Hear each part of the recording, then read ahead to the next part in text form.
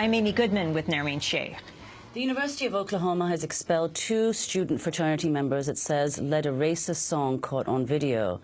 Members of Sigma Alpha Epsilon are seen on a bus singing a song that includes a racial slur and avow that no black people will ever join their group. The school says the 2 students who allegedly led the song were expelled for creating, quote, a hostile learning environment, and that all those who were involved, quote, will learn it is wrong to use words to hurt, threaten, and exclude.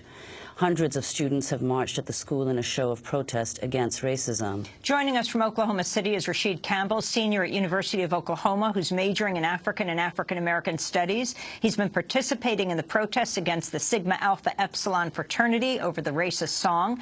And with us from New Orleans is Tracy Washington, president and CEO of the Louisiana Justice Institute. She is a well-known civil rights attorney in New Orleans, and staying with us here in New York, Vince Warren at the Center for Constitutional Rights. But Rashid, we're going to go to you first in Oklahoma City.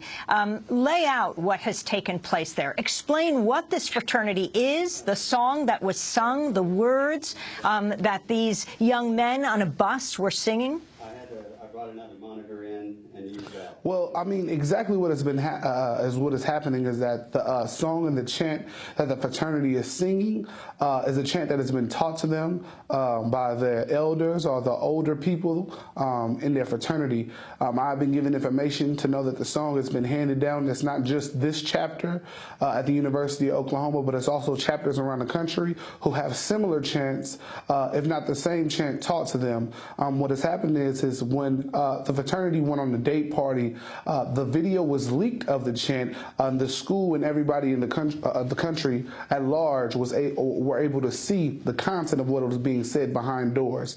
As soon as this information leaked, a lot of people and students at the University of Oklahoma were explaining the ways that a lot of these things were already happening and how people were making complaints. Now, those complaints were not able to necessarily, I think, be engaged with the right way, and a lot of administrators were reluctant to engage inside of the racism claims that people were making because they didn't have proof. And I think the video provides proof. As soon as the video provided proof, students like myself were able to mobilize and, like you said, march and protest to show and symbolize the ways that the OU at large and the real Sooners, so to say, we're not going to stand for the injustices that have been perpetuated. The song's lyrics are filled with the N-word, include the racial slur, avow no black people will ever join the fraternity SAE.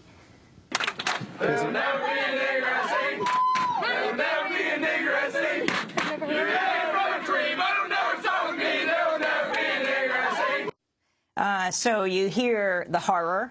There'll never be N-word in SAE. There'll never be the N-word at SAE. You can hang him from a tree, but he'll never sign with me. There'll never be the N-word in SAE. Rashid, do you think these students should have been expelled? Yes, ma'am.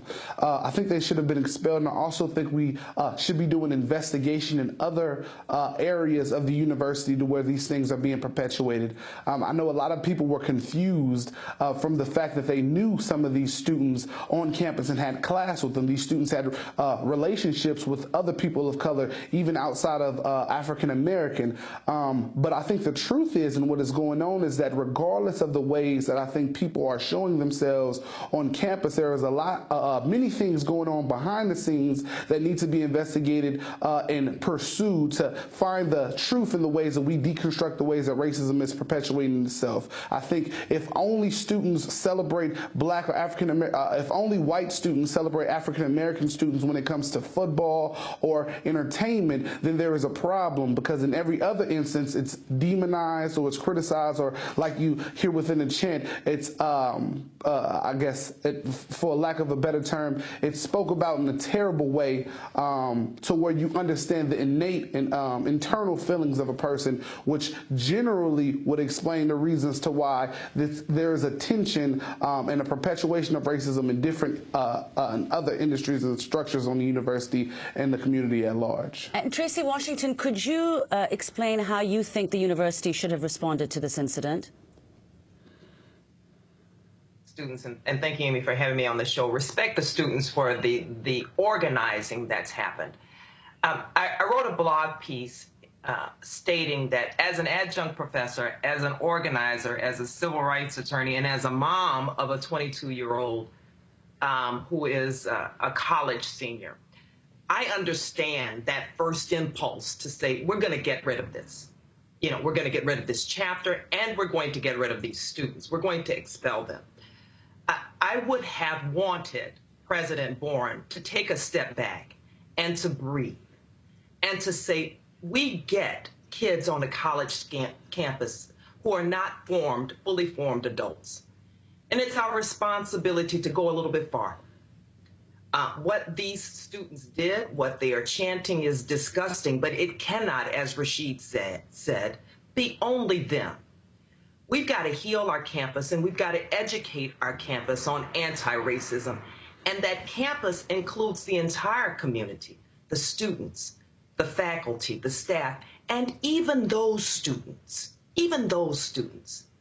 who made those disgusting chants, because expelling them, sending them into the world, not understanding fully how to be anti-racist, doesn't do anything for society, but it could lift up that university and that campus to understand how to grow better people. Rashid, and that's what I wanted to... Rashid Campbell, your response to Tracy Washington.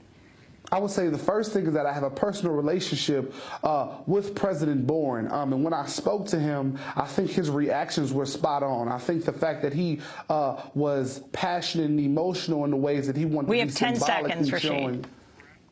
And the ways that he wanted to show how he wanted to create I guess a statue or a symbolization to say we're not going to stand for something. I think that's great. The thing that I want to say is it's true that these kids need to be educated, and we have students that are not from communities that know about racism, but I think it is our duty to say what we're standing for and what we're not going to stand for. I think there needs to be implementation for other students in classes to have them teach race sensitivity and educate them on racist structures and how they cannot perpetuate those things. We're going to continue this discussion and put part 2 online. We'd like people to respond. Rashid Campbell, thanks for joining us. Thanks so much to Tracy Washington, and thanks for